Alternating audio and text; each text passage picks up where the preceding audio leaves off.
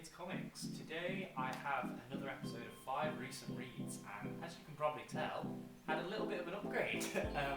Have a new microphone, which I'm really excited to use, and I'm hoping that the sound on it isn't too bad, and I'm hoping I've set it up alright so that you're able to see me. I'm also hoping I'm not going to keep staring at it, and I'm going to just look at the camera. It's just like, I'm really excited because I'm not used to having a microphone at all. So yeah, I'm just excited. Right, so 5 recent reads. This one's taken me quite a while because rather than clarifying what one read is by just one book, I like to do it by a story. So as you can see, I've got a big stack here. This is one read for me because although it's 6 books, it's still only one read. That's just the way my brain works. That's the way I've always thought to do this series. But yeah, so this, I think I started reading the books for this back in November of 2021. It's now January 2022, so it's been a good few months that I've been doing this. But without further ado, I will get into what I've been reading over the last few months, and I will show you what I've been reading, and I'll do a breakdown of each story, and I won't include any spoilers just in case you do want to go ahead and read them. But just before we get into it, please leave a like down below, consider subscribing, it really helps the channel and it lets me know that people like this series. Also leave a comment telling me what you guys have been reading. So yeah, without further ado, let's get into it. So just move these over here. There we are. And the first book that I read, well, the first story that I read, started this all the way back in November of 2021, like I say. This is the Why the Last Man omnibus by Brian K. Vaughan. So, Why the Last Man was a story I'd heard so many good things about. I'd heard, especially from my buddy Mad Dog Comics, I know he absolutely loves this story. I know he's a big Brian K. Vaughan fan. And this did not disappoint. I chose to get the omnibus because I think it's, well, there's 3 absolutes. I think there's, I want to say 10 graphic novels, but it might be something less than that, I'm not sure. But anyway, here we are, the omnibus. This is actually the first omnibus I've ever owned. So I was really excited when I bought this. I got it from Facebook Marketplace from one of the comic book groups that I'm in. And yeah, the seller was absolutely lovely. Yeah, like I say, this is the first omnibus that I've ever had, and it's kind of special to me in that way. But yeah, the story itself, absolutely great. Really enjoyed it. And I think when I can't remember when I talked about this before for some reason, I can't remember why. But it takes place over 3 years, which I was not expecting at all. So for me, casually reading it, I'd read it before I went to bed, or I'd read it when I had a day off work, and I'd come back, maybe I hadn't read it for a few days or something, and where the story was, the way it was written in such a way where for Dr. Mann, Yorick, and 355, it had been a week or 2 weeks, so it really helped me to kind of align myself with those characters in a really strange way. But yeah, it was a story I was not expecting to like as much as I did. I really enjoyed it. It's just a really great story about Yorick and his monkey Ampersand, who, they're the last 2 male species alive. They're the last 2 male mammals alive, and they are trying to discover why. There's all kinds of twists and turns in this book, and yeah, I just keep saying it's a really great story. It's really heartfelt. The ending has really stuck with me. The last panel in this book, obviously I'm not going to show it or anything because that would spoil it, but the last panel in this book has just stayed with me ever since I finished it, really. So yeah, that's Why the Last Man by Brian K. Vaughan, published by DC Vertigo. That was a fairly hefty boy. I think that's 60 issues, that one. And then we move on to what I then started straight away after, and I think I started Why the Last Man in November and maybe finished it in December. Or maybe I finished it in November, I can't remember. I think maybe I started it at the start of November and finished it at the end of November, and then I started this in December and finished it not yesterday, the day before. This took me so long to read, just because everything that happened at Christmas and things like that, I just kind of didn't really set aside time to read it. But this is Garth Ennis's The Boys. So if you're a fan of Garth Ennis, you've likely read this, or you've likely read Preacher, which is his other really famous work.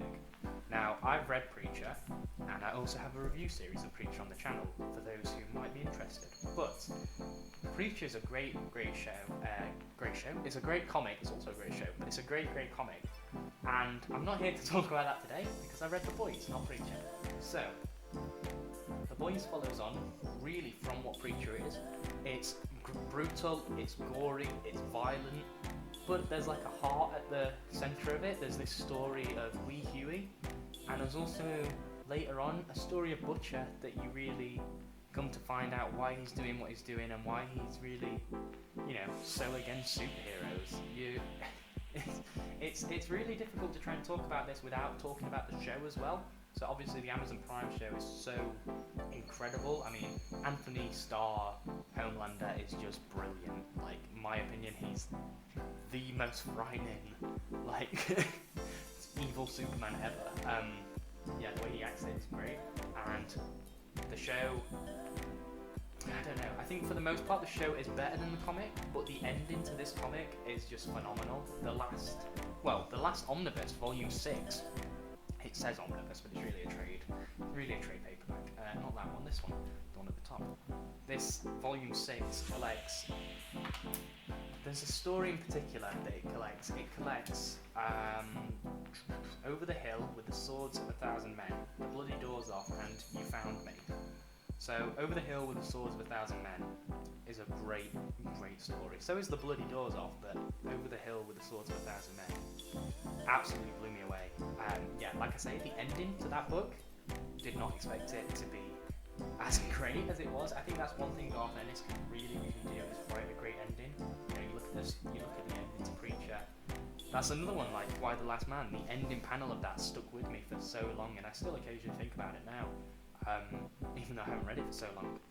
But yeah, so one thing I should do actually is give like a rating for these. So Why the Last Man, probably teen, I would say. There is like violence and nudity and stuff like that in it, but I'd say probably like a teen. The Boys, definitely adult. There's a lot of, it's just like there's a lot of stuff in there that's like bloody hell. So yeah, definitely adult. Why the Last Man, probably mature teen now I think about it. It's just mainly for like nudity and stuff like that. And it's not so much like anything terrible that happens, but The Boys, definitely adult. Then number 3. This is kind of, I classified this as a different story because it is a different story. So this is The Boys, Dear Becky. This is set 12 years after the events of The Boys. Now I don't want to spoil anything from this, and please, if you haven't read The Boys, don't look into this first, don't read anything about it, because it will, the first line on the back of the book spoils The Boys. But Dear Becky is a story, like I say, set 12 years after the events of The Boys, but it also links back to events going on during The Boys, and it also, shows aspects of The Boys that we didn't see during the original run. Something I thought was quite funny was in all 6 of these omnibus things, you have like a foreword or an introduction, and in volume 6 the introduction states like, this is the last time we're going to see The Boys, let's close the door on them forever. And then I already had this, so I knew there was going to be somewhat of another story. But Garth Ennis, I think, does say that he wants to go back and revisit them and see how they're doing, which was really nice. It's nice to go back and see certain characters like Huey and Butcher again, and all the Boys really. It's nice to go back and see them and just see where they're at. Like I say, I don't want to spoil anything, and I'm trying not to spoil anything. So Becky, you're probably asking yourself, who is Becky? So Becky, I don't think this is a spoiler, especially if you've seen the show. I'm going to say minor spoiler. Becky was Butcher's wife, and that's all I'm going to say, was Butcher's wife. Becky was a woman that really saved Billy Butcher, and this book especially looks back at her One thing about this book was it did really feel to me like it was just kind of a rehash of Butcher, Baker, Candlestick Maker. It just really seemed, not a rehash, more it was just touching a lot on the same things that were in Butcher, Baker, Candlestick Maker, which was a story I absolutely loved. I really, really liked that story. It was really great to see the origins of Billy Butcher and the way he is, why he is. But yeah, this really kind of just seemed to be very similar to that, I'll say. So again, adult, I'm gonna say there's some stuff in there that's like, Jesus Christ, yeah, stuff that happens in that. So, I read volume 6 of The Boys all in one sitting, and then as soon as I finished it, I went and read Dear Becky, and then I went and had my dinner, got ready for bed, and then I went to bed and I read Spider-Man Spider's Shadow by Chip Zdarsky. Now, if you've seen the channel for a while, you'll know I absolutely love Chip Zdarsky's other Spider-Man work, Spider-Man Life Stories, and Peter Parker's Spectacular Spider-Man. Both stories are incredible in my opinion. I really, really love them, especially Life Story.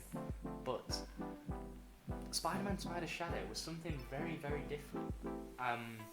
Something I'd been excited for a long, long time, especially like ever since I saw it was getting released. So this is a what-if story. This asks, what if Peter Parker never gave up the Venom symbiote? So if you've read Secret Wars, or if you're like me and you haven't, and you just know that Peter gets the black suit from there and then goes to Mr. Fantastic and yeah, he analyses it, and then you get the bombastic Spider-Man with the paper bag. I have read that, I've read the Birth of Venom story, so don't worry, I'm not completely ignorant to it. But this story, he chooses not to let Reed Richards analyse it and instead carries on. The Venom symbiote then takes over his body really, and the places this story went to was incredible. I think Chip Zdarsky really has such a way of writing, especially Spider-Man, that is so great. He's able to incorporate characters that I never even would have thought of. Like, okay, so Eddie Brock becomes Doc Ock in this, and you get, I think it's Doc Brock, I think is what they call him, Brock Ock or something, I can't remember, but it's just like, I wasn't expecting it, and it really made me laugh. J. Jonah Jameson becomes the Spider Slayer, again, like, wasn't expecting it, and there's one more as well, I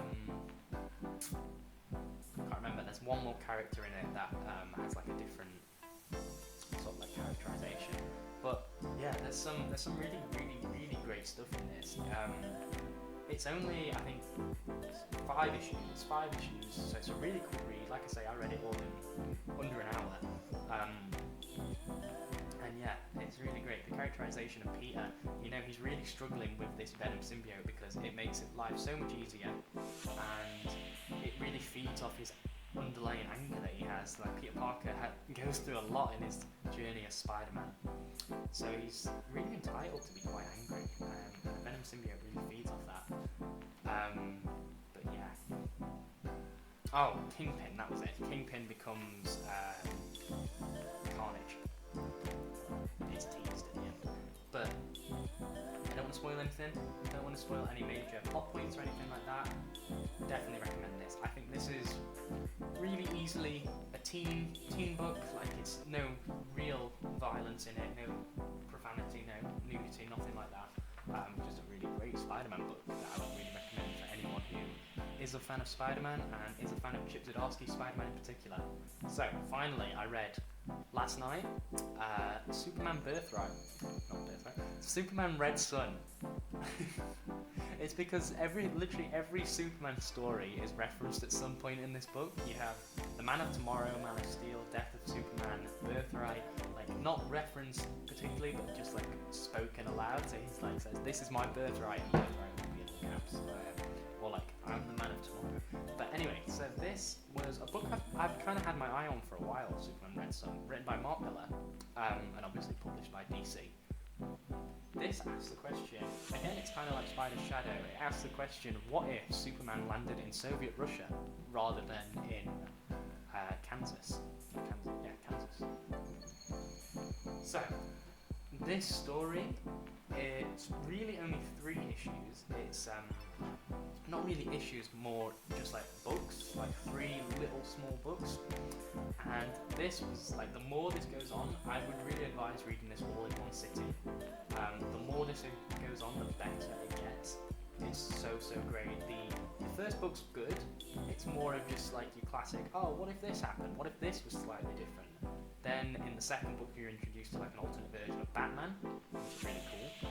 Then in the third book it's completely like balls to the wall, Brainiac, Green Lantern, things like that. I don't want to spoil any of these books, but this was so great. As the story goes on, it's really, I don't know, it makes you ask questions like, obviously, what if Superman became a communist, you know, and he thinks he's doing the right thing. He then, without even thinking about it, applies this communist ideal to the entire world, and he can enforce it because he, was raised in Russia under Stalin.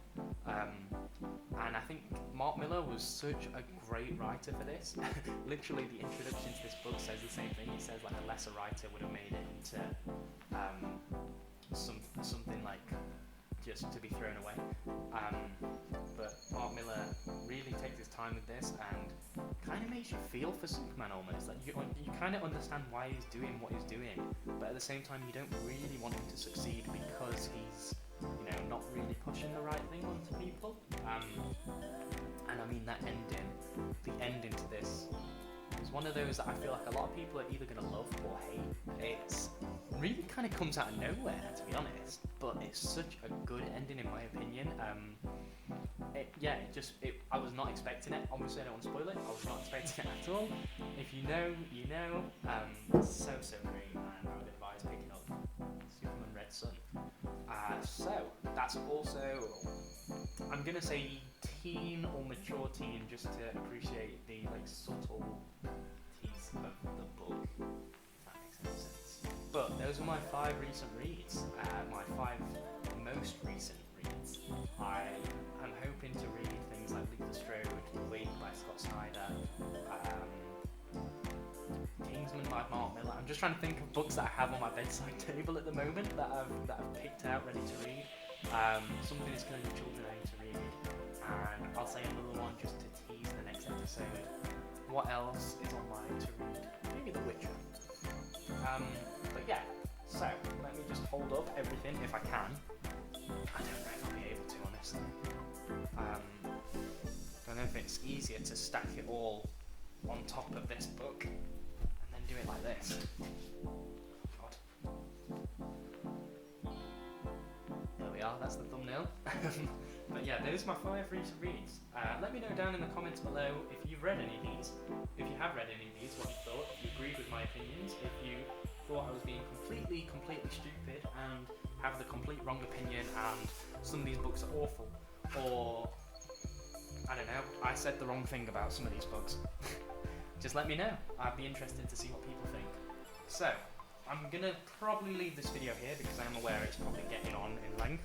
I think it's maybe around the 20-minute mark by now. But I really hope you enjoyed this video. I hope you just kind of enjoyed seeing what I've been reading. I know I enjoyed seeing what you guys have read on Instagram and just other YouTube videos and things like that. But thank you all so much for watching. If anyone is still watching, please leave a like down below. Consider subscribing so you never miss another episode. And I will see you guys later. Bye guys. Bye.